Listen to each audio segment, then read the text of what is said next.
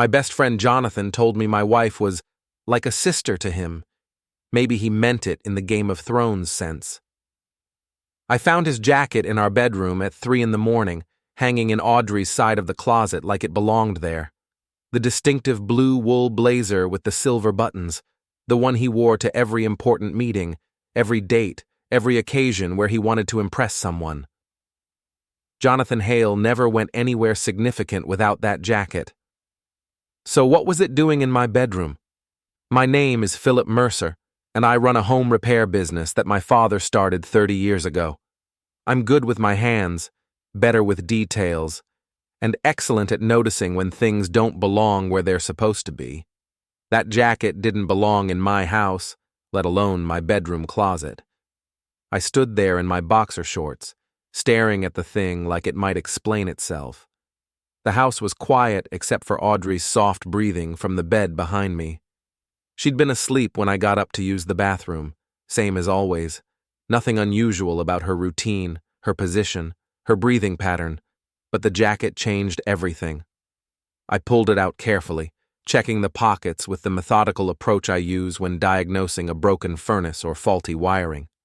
In the inside pocket, I found a hotel key card from the Marriott downtown and a receipt dated 3 days ago. The jacket smelled like Audrey's perfume, that expensive stuff she only wore for special occasions, or apparently, for my best friend. Jonathan and I had been close since college. He was the best man at my wedding, the godfather to the children Audrey and I never had, the guy who came over every Sunday to watch football and complain about his dating life. For 15 years, he'd been telling me about his relationship problems while sitting at my kitchen table, drinking my coffee, and apparently planning to take my wife. The receipt showed charges for room service, champagne, strawberries, the works. Real romantic. I wondered if they'd toasted to their deception or just gotten straight to business. I took photos of everything with my phone, the jacket hanging in the closet, the key card, the receipt, even the way it smelled like Audrey's perfume when I held it close. If my wife and best friend were playing games, I wanted documentation. Audrey stirred in the bed, and I quickly hung the jacket back where I'd found it. She opened her eyes just as I was closing the closet door. "Philip, what are you doing up?" "Couldn't sleep," I said, which was true enough. "Just checking the thermostat." She smiled sleepily and patted the bed beside her. "Come back to bed, honey. You've got that big job tomorrow." I slipped back under the covers, but sleep was impossible now. I lay there listening to her breathe, watching the digital clock count down the minutes until morning, and planning my next move. Because here's the thing about home repair. When you find one problem, there are usually others hiding behind the walls. And when you find evidence of betrayal in your bedroom closet, you don't just patch over it and hope for the best. You investigate, you document, and then you fix the problem permanently. The next morning, I got up early and made coffee like always. Audrey came downstairs in her robe, looking beautiful and refreshed. She kissed my cheek and poured herself a cup, chatting about her day ahead at the marketing firm where she worked as an HR manager. "Jonathan called last night," she mentioned casually, stirring cream into her coffee. "He wanted to know if we're still on for dinner this weekend." "Did he?" I kept my voice neutral, focused on my eggs. "What did you tell him?" "That I'd check with you, of course." She smiled at me over her cup. "You know how much I enjoy his company. He's such a good friend to both of us." Such a good friend, right? "Sure," I said. "Sounds great." After she left for work, I went through the house methodically. I found more evidence in places I'd never thought to look before. A second phone charger that wasn't mine or Audrey's, receipts from restaurants I'd never been to, tucked into her purse, a bottle of cologne in the guest bathroom that definitely wasn't mine. But the most damning evidence was on her laptop. She'd changed all her passwords recently, but I know computers the same way I know plumbing and electrical work. When something's broken, you find a way to fix it. Or in this case, when something's hidden, you find a way to uncover it. Her email history told the whole story. Months of messages between her and Jonathan, starting innocent enough, but growing increasingly intimate. Pet names, inside jokes, plans for meetings that coincided perfectly with my out-of-town jobs. The most recent exchange made my stomach turn. Can't wait for Philip's trip to Springfield next week. 3 whole days. I'll bring the champagne. You bring that smile. What if he finds out? He won't. Philip's too trusting. Besides, you're like a sister to me, remember? They'd been using my own trust against me, turning my faith in their friendship into a weapon. The joke was on me, and they'd been laughing behind my back for months. I printed everything, every email, every photo, every receipt. Then I sat in my home office, surrounded by evidence of their betrayal, and planned my response. I could have confronted them directly, could have thrown Jonathan out of my house and demanded explanations from Audrey, but that would have given them a chance to coordinate their stories, to minimize the damage, to make me look like the paranoid husband who couldn't trust his wife. Instead, I decided to let the truth reveal itself. Jonathan was engaged to Rebecca Sinclair, a smart, kind woman who planned weddings for a living. She was organized, detail-oriented, and completely devoted to Jonathan.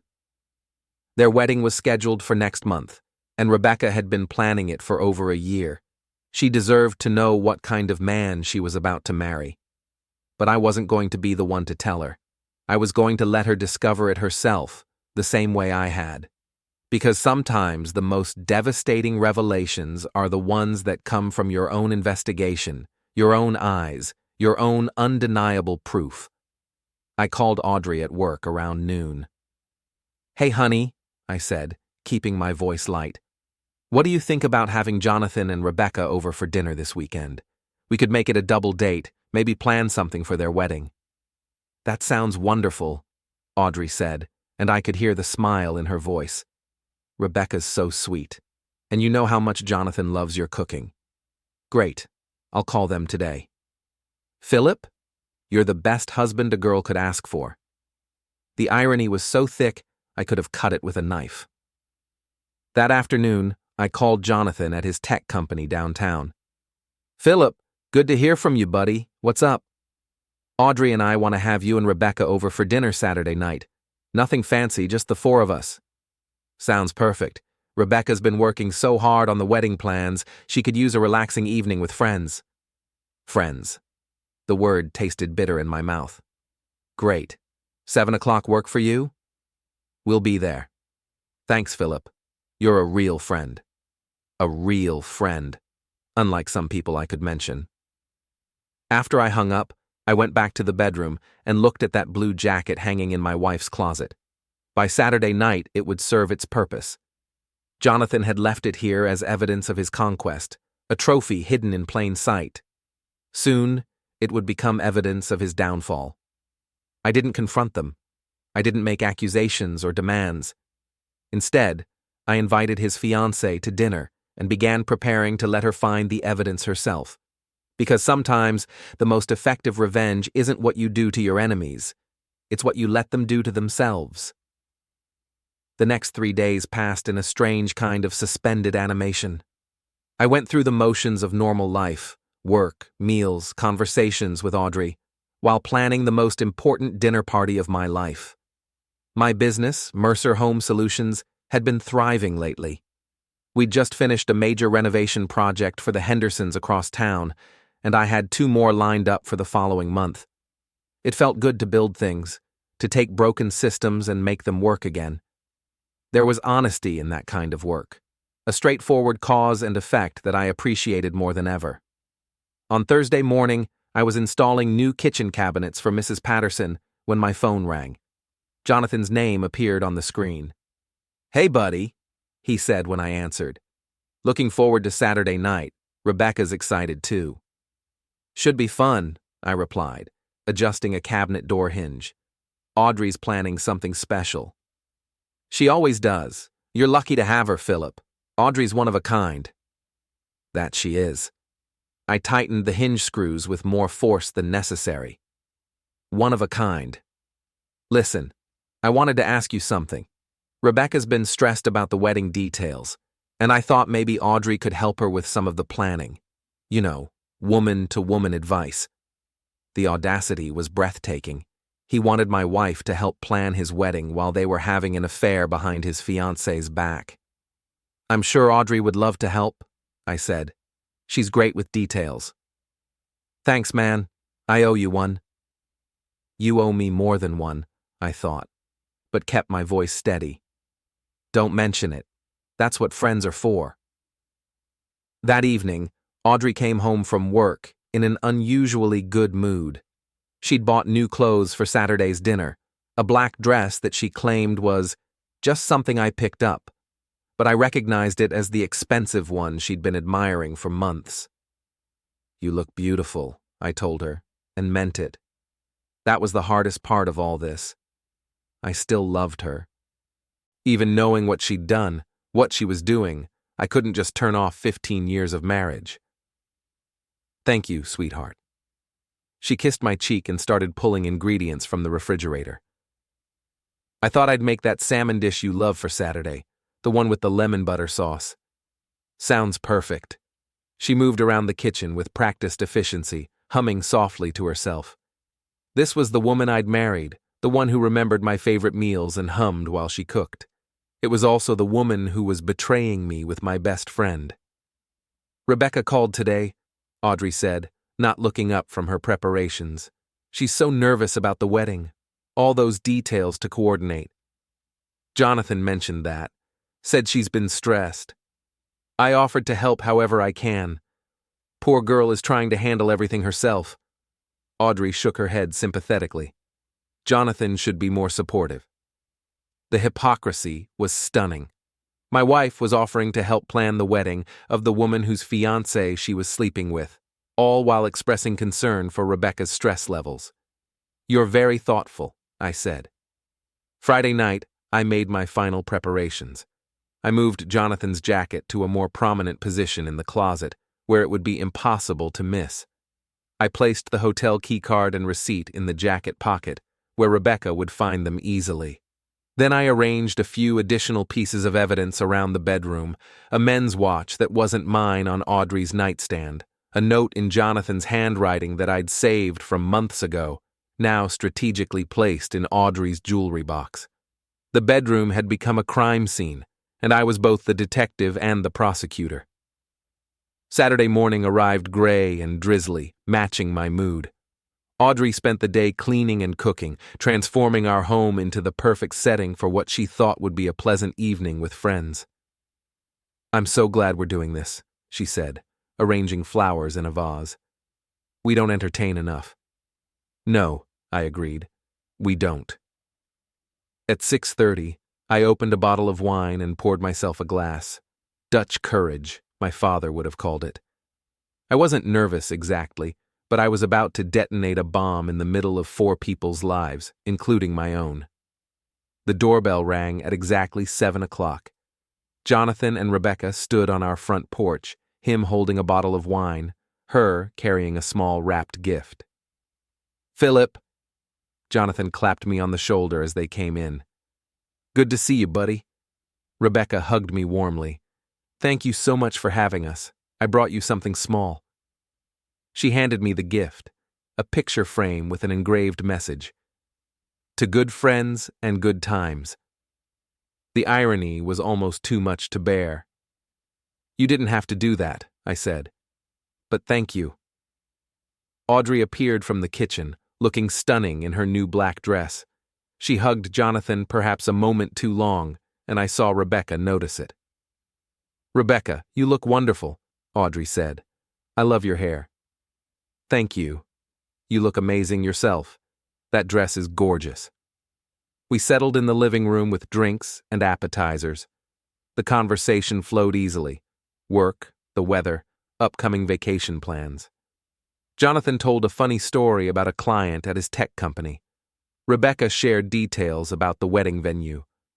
Audrey laughed at all the right moments and made sure everyone's glass stayed full. It was a perfect evening among friends, if you ignored the undercurrent of betrayal running through every interaction. During dinner, I guided the conversation toward the wedding plans, asking Rebecca about details I knew would stress her. "The flowers alone are giving me nightmares," she confessed. "The florist called yesterday to say they can't get the white roses I ordered. Apparently there's a shortage." "That's terrible," Audrey said sympathetically. "What will you do?" "I don't know. Maybe pink roses, but they won't match the color scheme."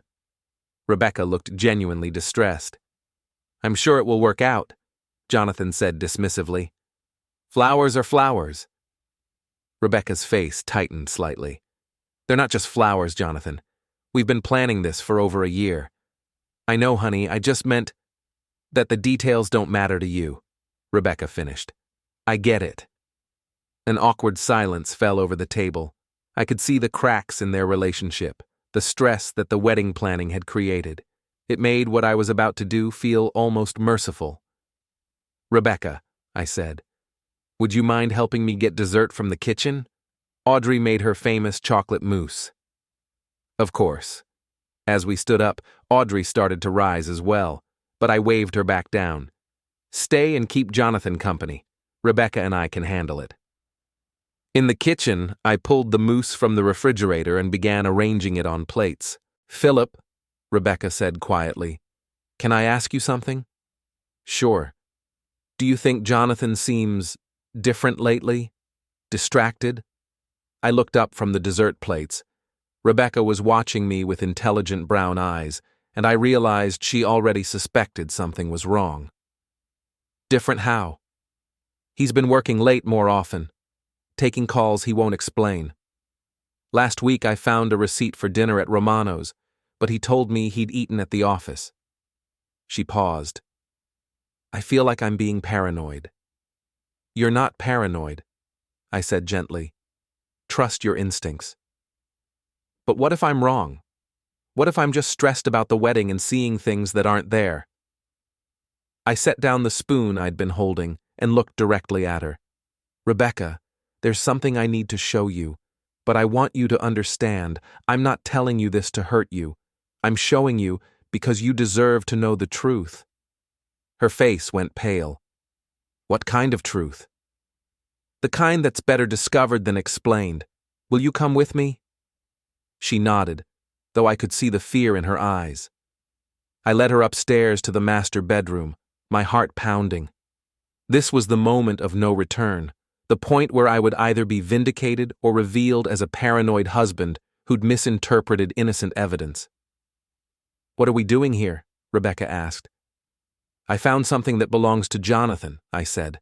"Something that shouldn't be in my bedroom." I opened Audrey's closet door and pointed to the blue jacket hanging among her dresses. Rebecca stared at it for a long moment, then stepped closer. "That's Jonathan's jacket," she said slowly. "His favorite one. He wore it to dinner last Tuesday."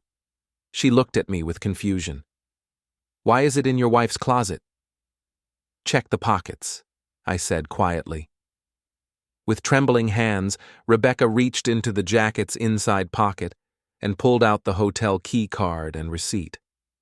She read the receipt twice, then looked at the date on the key card. "This is from last Tuesday," she whispered. "The night he said he was working late." I watched her face as the pieces fell into place. The confusion gave way to understanding, then to pain, then to anger. "How long have you known?" she asked.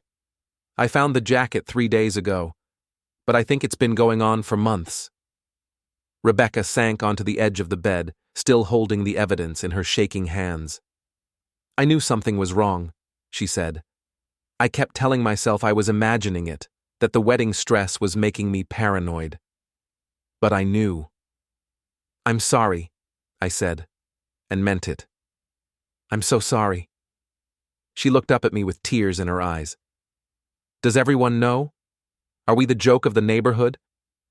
"No, I don't think anyone else knows. They've been careful. Except for leaving evidence in your bedroom closet." "Arrogance," I said. "They got sloppy because they thought I'd never find out." Rebecca stood up, clutching the key card and receipt. Her tears had stopped, replaced by a cold fury that reminded me of a gathering storm. I need to confront them, she said. Are you sure? Once you do this, there's no going back. There's already no going back. She straightened her shoulders. Let's go downstairs. We walked back to the dining room together, Rebecca holding the evidence in her hand like a weapon. Jonathan and Audrey were sitting close together at the table, their heads bent in intimate conversation. They looked up as we entered, and I saw Jonathan's face change as he noticed what Rebecca was holding. Rebecca, he started to say. Don't. She held up the hotel key card. Just don't. Audrey's eyes widened as she recognized the evidence. Rebecca, I can explain. Explain what? How my fiancé's jacket ended up in your bedroom closet? How this hotel receipt got in his pocket? How you've been lying to my face for months while planning my wedding? The room fell silent except for the ticking of the grandfather clock in the corner. Jonathan stood up slowly, his face pale. It's not what you think. It's exactly what I think. Rebecca's voice was steady now, controlled. You've been having an affair with Audrey. How long? Rebecca, please. How long, Jonathan? He looked at Audrey, then at me, then back at Rebecca. 6 months. Rebecca nodded as if she'd expected that answer. And you, Audrey, what's your excuse? Audrey was crying now, mascara running down her cheeks. I never meant for this to happen. It just did. Things don't just happen, Rebecca said. People make choices. You chose to betray your husband. You chose to help Jonathan betray me. You chose to let me plan a wedding to a man who's been sleeping with someone else. She turned to Jonathan. The wedding is off, obviously. Rebecca, wait. We can work through this. No, we can't. She pulled off her engagement ring and set it on the table. We're done, Jonathan. Completely done. She turned to me. Philip, thank you for showing me the truth. I'm sorry you had to find out this way too. What are you going to do? I asked. First, I'm going home. Then I'm going to call everyone on the wedding list and tell them it's canceled. Then I'm going to figure out how to rebuild my life without a lying, cheating fiancé in it. She looked at Jonathan one last time. I hope she was worth it. I hope 6 months of sneaking around was worth destroying everything we had. With that, she walked out of our house and out of Jonathan's life. The three of us sat in stunned silence for several minutes. Finally, Jonathan stood up. I should go after her, he said. I don't think that's a good idea, I replied. Philip, I can explain. No need. I think everything's pretty clear. Jonathan looked at Audrey, who was still crying silently at the table. This is all my fault, he said. I should never have. You should leave, I interrupted. Both of you need to figure out what comes next, but you should do it somewhere else. Jonathan nodded and headed for the door. He paused in the doorway and looked back at me. Philip, I'm sorry. I know that doesn't mean much now, but I am sorry. So am I said. Sorry I trusted you. Sorry I called you my friend. Sorry it took me this long to see who you really are. After he left, Audrey and I sat across from each other at the dining room table, the ruins of our dinner party spread between us. What happens now? She asked quietly. I don't know, I said honestly. But I know it starts with the truth. All of it. Outside, I could hear Jonathan's car starting up, driving away into the night. His phone would be ringing soon. Rebecca would be making calls, canceling vendors, explaining to family and friends why the wedding was off. The truth was finally out, but the consequences were just beginning. The next morning, I woke up alone. Audrey had spent the night in the guest room, and I could hear her moving around downstairs, making coffee with the same routine she'd followed for 15 years. Some habits survive even the most devastating revelations. I lay in bed for a few minutes, staring at the ceiling and processing what had happened. My marriage was over. That much was clear. The question now was how to handle the aftermath with whatever dignity I could salvage.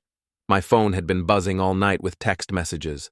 Word was already spreading through our social circle, probably starting with Rebecca's phone calls to cancel the wedding.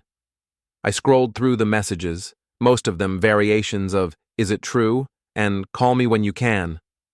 The most interesting one came from Evelyn Cross, the wedding planner Rebecca had hired. Evelyn knew everyone in town and had opinions about everything. Her message was brief but loaded. "Heard about last night. Coffee later? I have information you might want." I got dressed and went downstairs. Audrey was sitting at the kitchen table with her coffee, still wearing yesterday's clothes. She looked up when I entered, her eyes red and swollen. "I've been thinking all night," she said, "about what I want to say to you." "Okay." "I could tell you it didn't mean anything.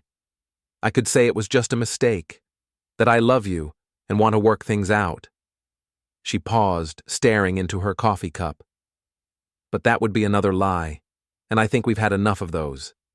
I poured myself coffee and sat across from her. "So what's the truth?" "The truth is that I've been unhappy for a long time, not with you specifically, but with this. Our life. The routine, the predictability." She gestured around the kitchen. "I felt like I was disappearing into suburban mediocrity." "And Jonathan was your escape from mediocrity?" "Jonathan made me feel alive again, exciting, like I was worth taking risks for." She looked up at me. "When was the last time you took a risk for me, Philip?" The question stung because I couldn't answer it immediately. I'd been focused on building security, stability, a comfortable life for both of us. Apparently, comfort wasn't what she'd wanted. "So this is my fault?" I asked. "No. The affair was my choice, my responsibility, but the problems that led to it, those we share." "What do you want to do now?" "I want to move out. Today, if possible. I'll stay with my sister until I can find an apartment." She stood up and rinsed her coffee cup in the sink. "I'll call a lawyer tomorrow." "Audrey, this is better, Philip, for both of us. We've been going through the motions for years. At least now we can stop pretending." She went upstairs to pack, and I sat alone in the kitchen, surrounded by the remnants of our life together.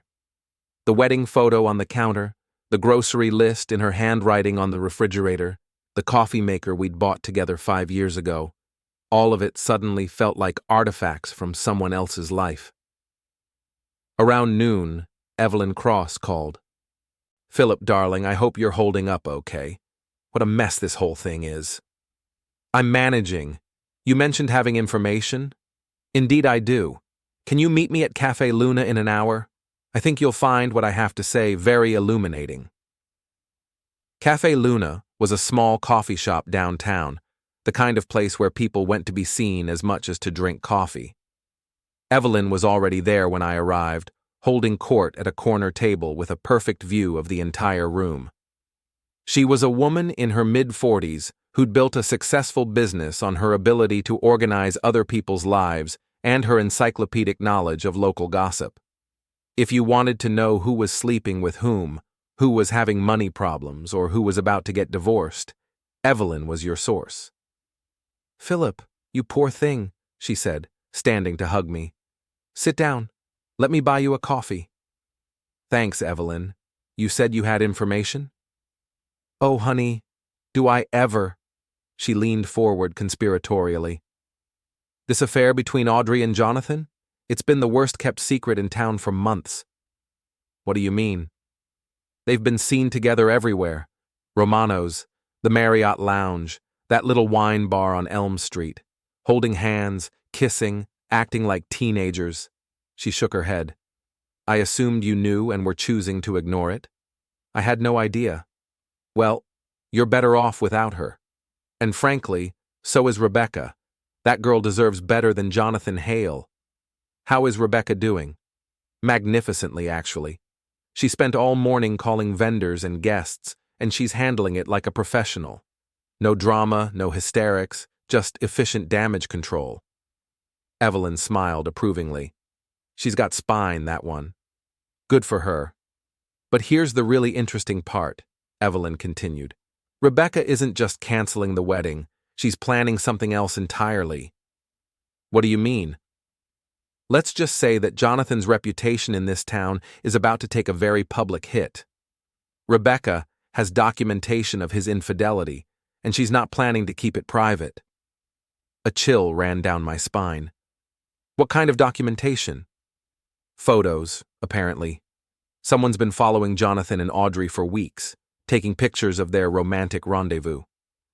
Rebecca hired a private investigator a month ago when she started suspecting something was wrong.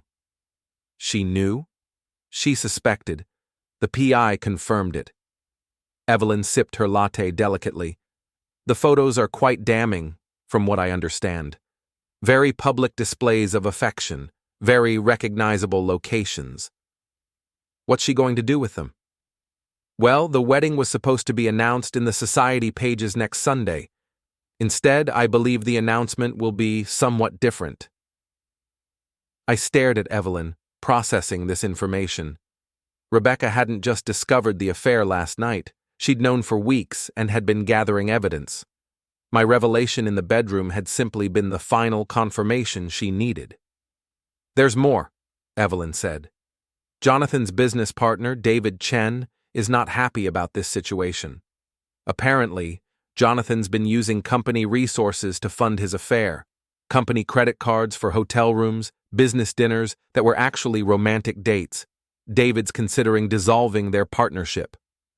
The scope of the fallout was expanding beyond what I'd imagined. Jonathan wasn't just losing his fiancée, he was potentially losing his business as well.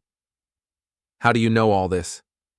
Darling, I plan weddings for half the wealthy families in this town. People tell me things.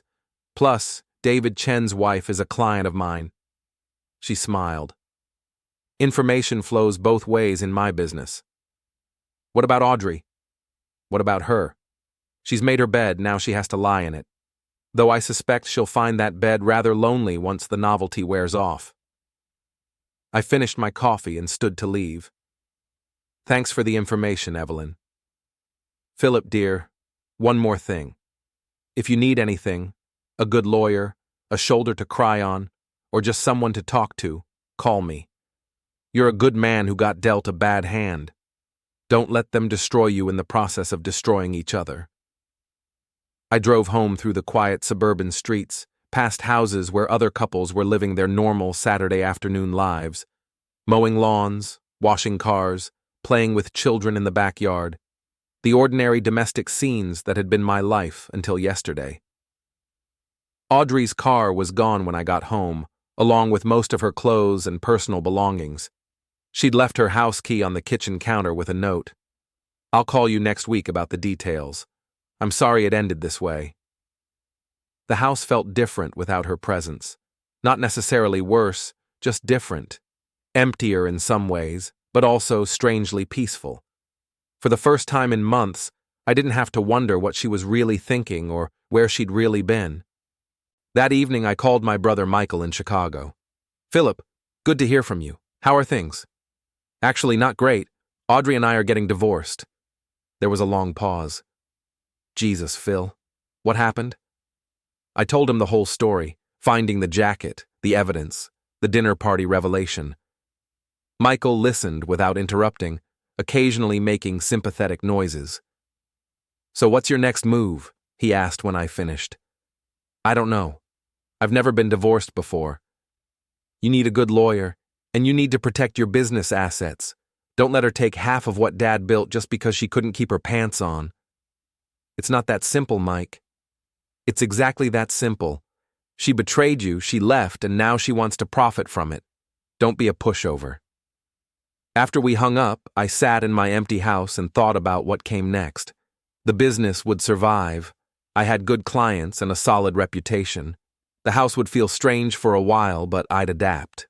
The hardest part would be rebuilding trust, both in other people and in my own judgment. My phone rang around 9 o'clock. Jonathan's name appeared on the screen. Philip, thank God, I've been trying to reach you all day. I've been busy. Look, I know you're angry and you have every right to be. But we need to talk. There are things you don't understand about the situation. I understand enough. Rebecca's gone crazy. She's threatening to ruin me, to destroy my business. She's talking about lawsuits, about making everything public. Maybe you should have thought about that before you started sleeping with my wife. It wasn't supposed to happen this way. It got out of control. Things don't get out of control, Jonathan. People make choices. You chose to betray me. You chose to lie to Rebecca. Now you get to live with the consequences. Philip, please. We've been friends for 15 years. That has to count for something. It did count for something. It counted for trust, loyalty, and respect, all of which you threw away for 6 months of sneaking around with my wife. What do you want me to do? How do I fix this? You can't fix it. Some things once broken can't be repaired. I hung up and turned off my phone. Outside, the neighborhood was settling into its Saturday night routine, porch lights coming on, families gathering for dinner, couples walking their dogs. Normal life continuing for everyone except the 4 people who'd sat around my dining room table last night. But maybe that was okay. Maybe normal was overrated. Maybe what I needed wasn't to get back to the way things were, but to figure out what came next. For the first time in months, I felt like I could breathe again. The uncertainty was terrifying, but it was also liberating. I didn't have to pretend anymore, didn't have to ignore the signs or make excuses for other people's behavior. The truth was finally out, and whatever came next, at least it would be honest. Sunday morning brought an unexpected visitor. I was drinking coffee and reading the newspaper when the doorbell rang. Through the window, I saw Rebecca Sinclair standing on my front porch, looking composed but determined. "Rebecca," I said, opening the door, "how are you holding up?" "Better than expected, actually. May I come in? I wanted to thank you properly for last night." I led her into the living room, where she sat on the edge of the couch with her purse clutched in her lap. "You don't need to thank me," I said. "You deserve to know the truth." "Yes, but you could have handled it differently. You could have confronted them privately or ignored it altogether. Instead, you made sure I found out in a way that left no room for doubt or denial." She looked directly at me. That took courage. Or stupidity. I'm still not sure which. Definitely courage. She opened her purse and pulled out a manila envelope. "I wanted you to see these before they become public." Inside the envelope were photographs, dozens of them, showing Jonathan and Audrey in various compromising situations. Holding hands at restaurants, kissing in parking lots, entering and leaving hotels together. The images were clear, well lit, and absolutely damning. "How long have you known?" I asked. "I hired the private investigator 6 weeks ago. I'd been suspicious for months, but I needed proof." She gestured at the photos. "I got more than I bargained for." "What are you going to do with these?" "Tomorrow morning, I'm holding a press conference. Nothing dramatic, just a simple statement about why the wedding was canceled, accompanied by evidence of Jonathan's infidelity." I stared at her. "A press conference?" Jonathan's company has been courting several major clients lately, including the mayor's office and 3 large corporations. His reputation for integrity and reliability is a big part of their appeal. She smiled coldly. "After tomorrow, that reputation won't exist anymore." "Rebecca, are you sure about this? Once you go public, there's no taking it back." "I'm positive. Jonathan destroyed my life, my plans, my trust in other people. He humiliated me in front of our entire social circle. Now, it's his turn to experience public humiliation." She stood up and smoothed her skirt. "I also wanted you to know that I'm filing a lawsuit against both of them for emotional distress and breach of contract. Jonathan signed a prenuptial agreement that included fidelity clauses. Audrey was aware of our engagement and deliberately interfered with it. You can sue for that? With the right lawyer and the right evidence, you can sue for almost anything.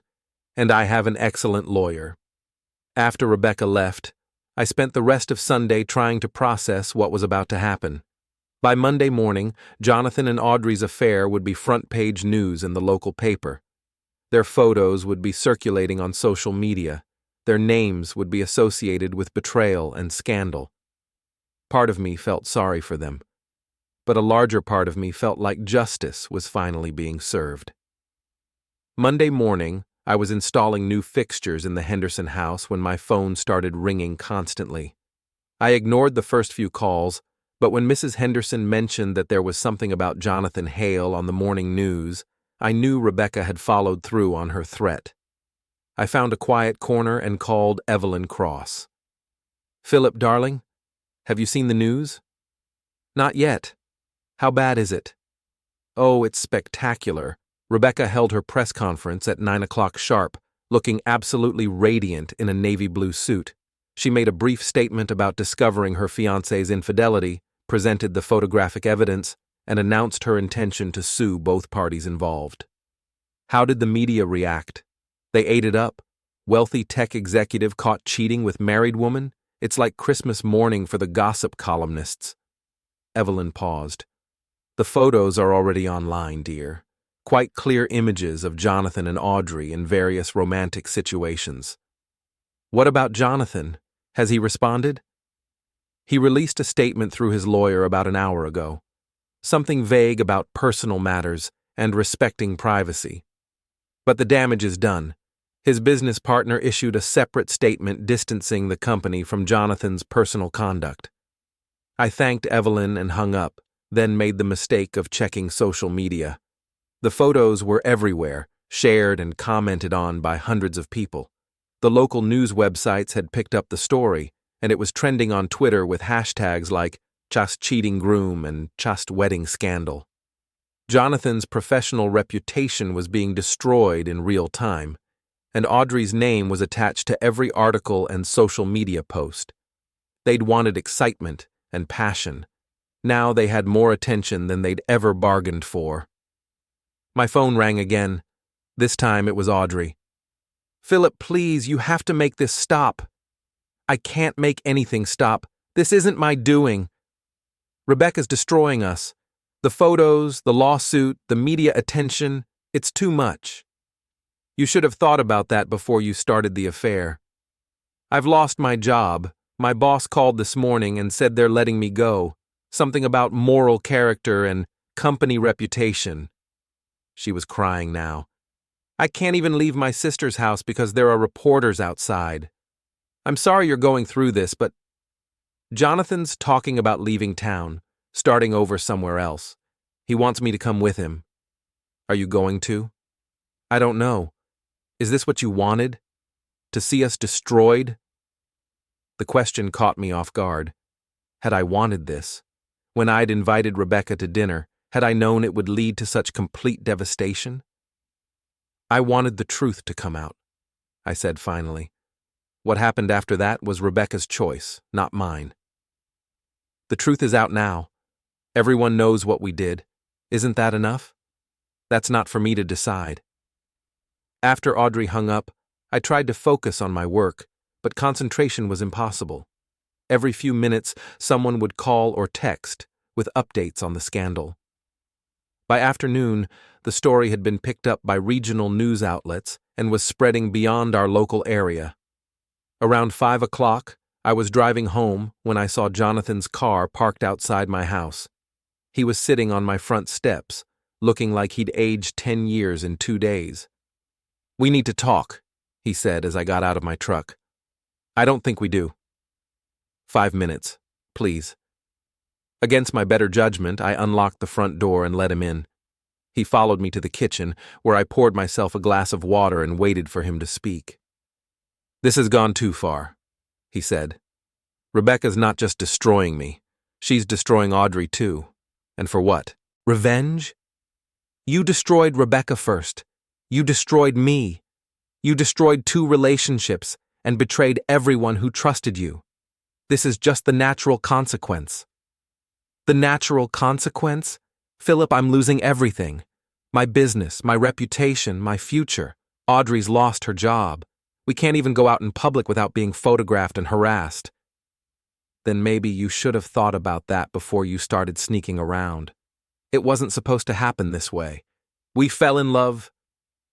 You fell in lust. There's a difference." Jonathan sat down heavily at my kitchen table.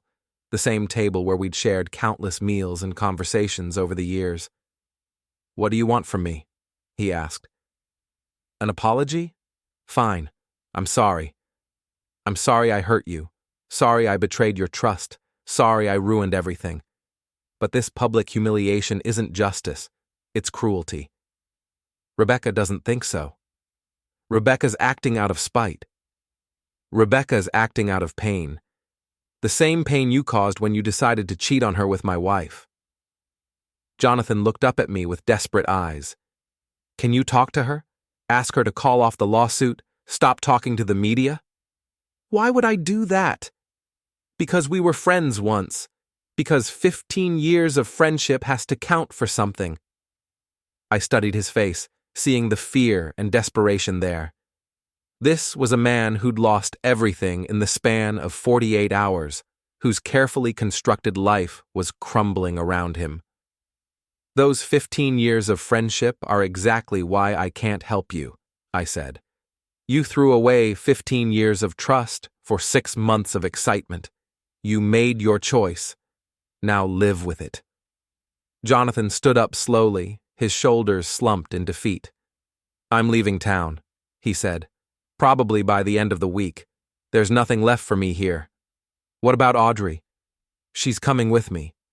We figure we can start over somewhere else where people don't know the story." "Good luck with that." After he left, I sat in my quiet kitchen and thought about the conversation. Part of me did feel sorry for him. The public humiliation was brutal, and the media attention would follow them wherever they went. But another part of me felt like justice had been served. They'd made their choices in secret, thinking they could control the consequences. Now they were learning that some consequences can't be controlled or contained. My phone buzzed with a text from Rebecca. "Saw Jonathan's car at your house. Hope you're okay. Dinner tomorrow if you're interested, as friends."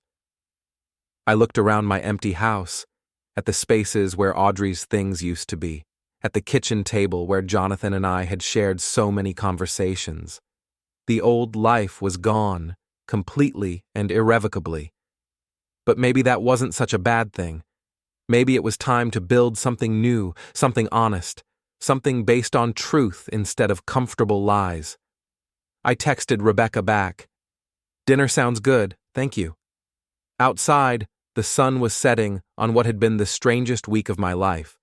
Tomorrow would bring new challenges, new decisions, new possibilities. For the first time in months, I was looking forward to finding out what came next. Tuesday evening, I met Rebecca at a small Italian restaurant downtown, far enough from our neighborhood to avoid the gossip mill but close enough to feel comfortable. She looked different, more relaxed, like a weight had been lifted from her shoulders. "You look good," I said as we were seated. "I feel good. Better than I have in months." She smiled. "There's something liberating about not having to pretend anymore." "I know exactly what you mean." We ordered wine and settled into the kind of easy conversation that I hadn't had with anyone in a long time. Rebecca was intelligent, funny, and refreshingly direct. She didn't dance around difficult topics or try to spare my feelings with careful euphemisms. "Have you heard from them since yesterday?" she asked. "Jonathan stopped by, said they're leaving town by the end of the week." "Good. The farther away, the better." She sipped her wine.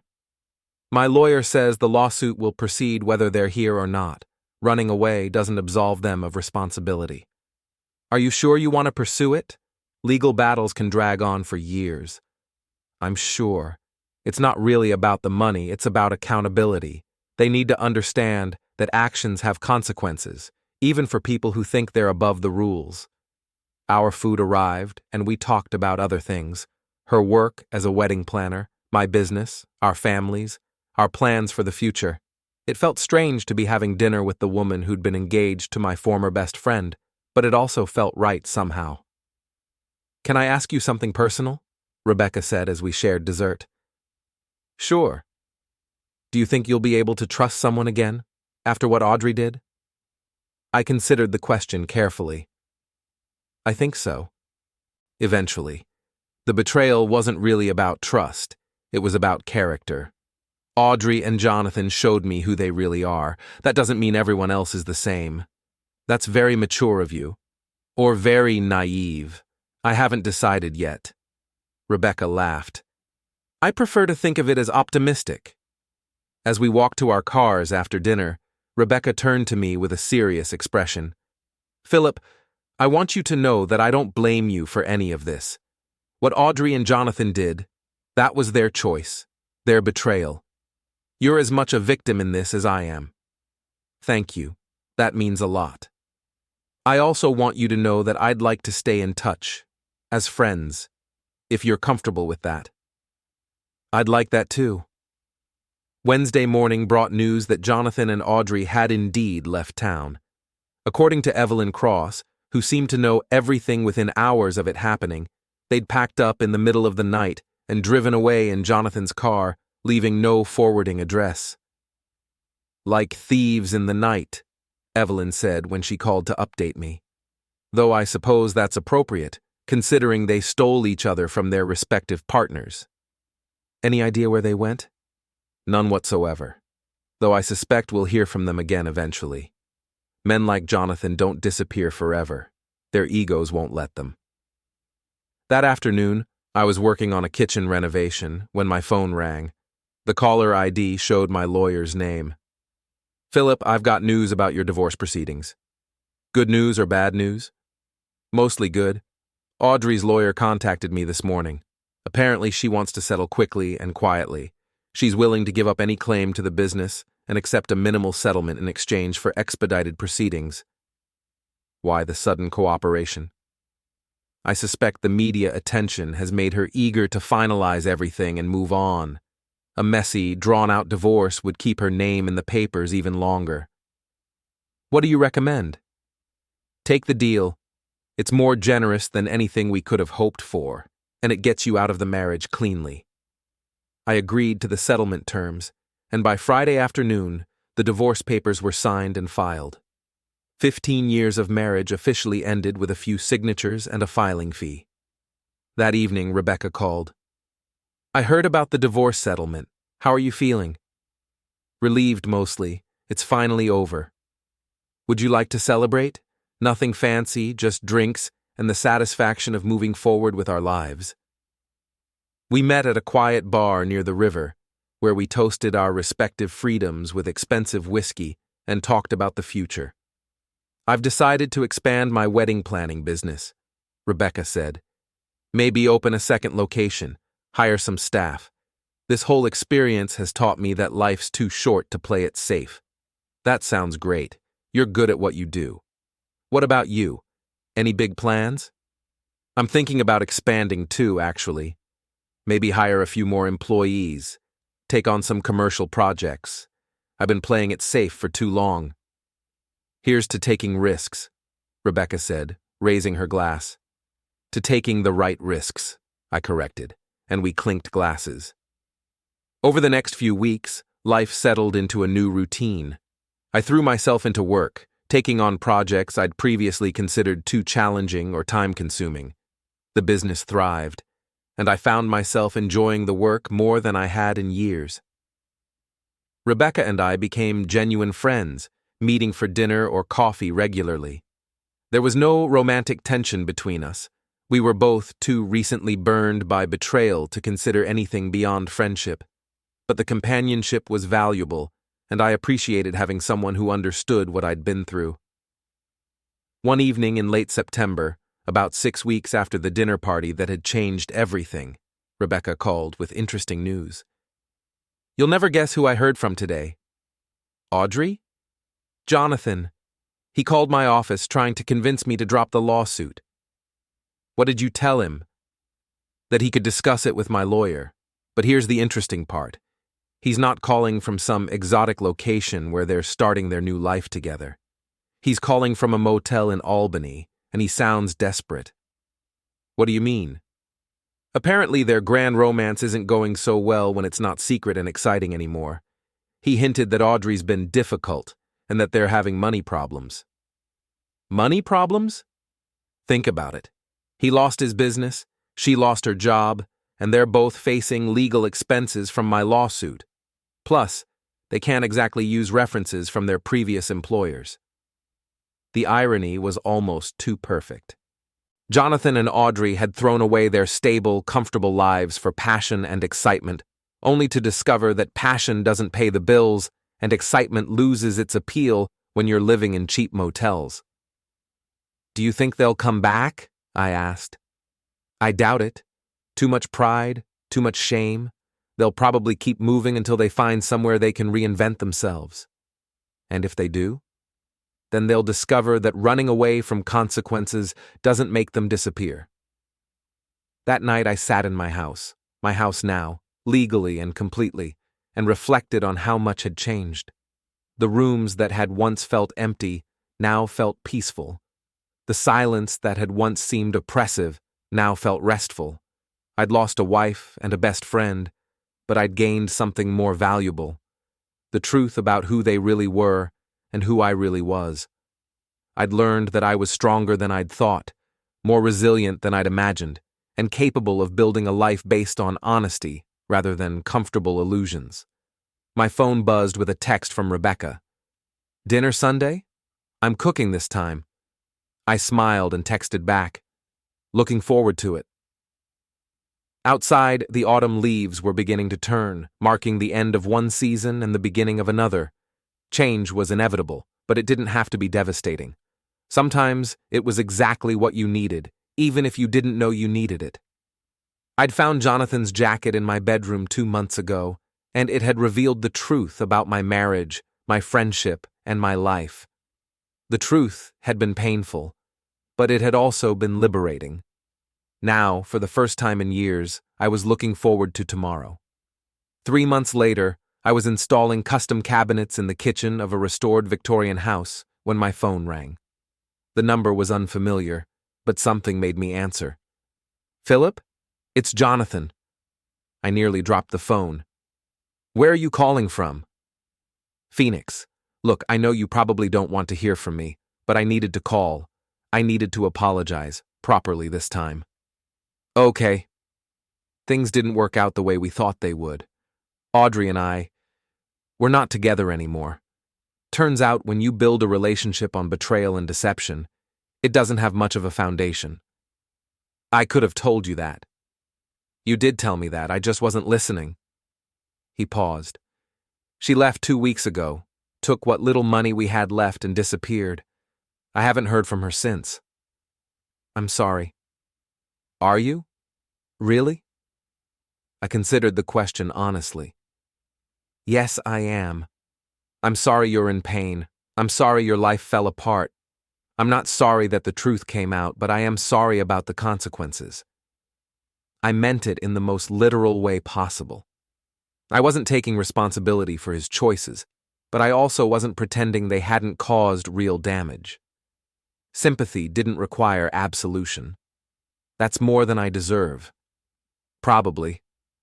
I didn't soften it. Some truths didn't need cushioning.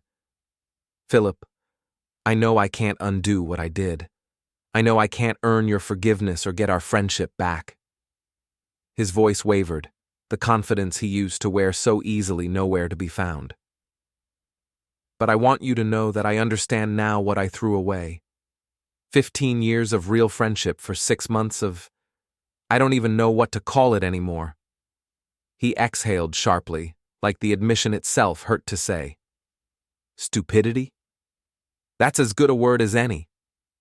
He laughed bitterly, a short, hollow sound. "I'm working construction now. Ironic, isn't it?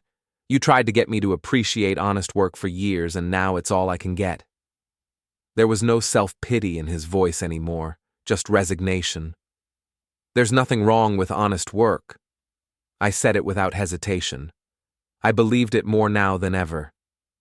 "No, there isn't. I'm finally learning that." There was a pause, heavy but not hostile, the kind that comes when there's nothing left to argue about. We talked for a few more minutes, about nothing important: weather, schedules, small details of lives that no longer intersected, and then Jonathan hung up. The call ended quietly, without drama or promises. I stood in the half-finished kitchen, surrounded by the tools of my trade, sawdust on the floor, cabinets still missing their doors, and thought about the conversation. I didn't forgive him. Forgiveness would take time, if it ever came at all. But I didn't hate him anymore either. That realization felt like progress. That evening, I had dinner with Rebecca at her apartment. She'd made pasta with homemade sauce, the kind that simmers for hours, and we ate by candlelight while she told me about her latest wedding planning project. Her voice was animated, her hands moving as she talked, fully alive in her work. "The bride wants everything to be authentic," she said, making air quotes. "Apparently that means spending 3 times the normal budget to make everything look rustic and homemade. People are strange." "People are strange," she agreed with a smile. "But their strangeness pays my bills, so I'm not complaining." After dinner, we sat on her couch with wine, comfortable in the easy friendship we'd built over the past few months. No expectations, no tension, just honesty and shared space. "Jonathan called me today," I said. "Really? How did that go?" "Better than I expected. He sounded humbled." It was the only word that fit. Good. Humility might be the best thing that could happen to him. "He and Audrey broke up." "I'm not surprised. Relationships built on betrayal rarely survive the transition to reality." She said it calmly, like an observation rather than a judgment. We sat in comfortable silence for a while, watching the city lights through her apartment windows, traffic moving below like distant currents. "Philip," Rebecca said eventually, "can I ask you something?" "Sure." "Do you ever regret how everything happened? The way it all came out? The public humiliation? The consequences?" She wasn't challenging me. She was genuinely curious. I thought about it carefully. Not defensively, not emotionally. "No, I regret that it happened at all. The betrayal, the lies, the pain it caused everyone involved. But I don't regret that the truth came out. Secrets have a way of poisoning everything around them. Better to deal with the truth, however painful, than to live with comfortable lies. Even if the truth destroys everything? Especially then. Because if the truth can destroy it, then it wasn't worth preserving in the first place." Rebecca nodded thoughtfully. "I used to think that love was about finding someone who would never hurt you. Now I think it's about finding someone who's honest enough to admit when they do." "That's very wise. Or very cynical. I haven't decided yet." I laughed. "I prefer to think of it as realistic." As I drove home that night, I reflected on how much my life had changed since that night I found Jonathan's jacket in my bedroom. I'd lost a marriage and a friendship, but I'd gained something more valuable: the knowledge of who I really was and what I really wanted. My business was thriving. My friendship with Rebecca was genuine and uncomplicated. My house felt like home again, filled with peace instead of tension. The truth had been painful, but it had also been liberating. And for the first time in years, I was genuinely happy with the life I was building. Some people might say that revenge is a dish best served cold, but I'd learned something different. The truth is a dish best served immediately, while it still has the power to change everything. I'd found Jonathan's jacket in my bedroom, and I hadn't confronted them. Instead, I'd invited his fiancée to dinner and let her find the evidence herself. The wedding was canceled that night, but more importantly, the lies ended that night too. And that, I'd learned, was worth everything that came after.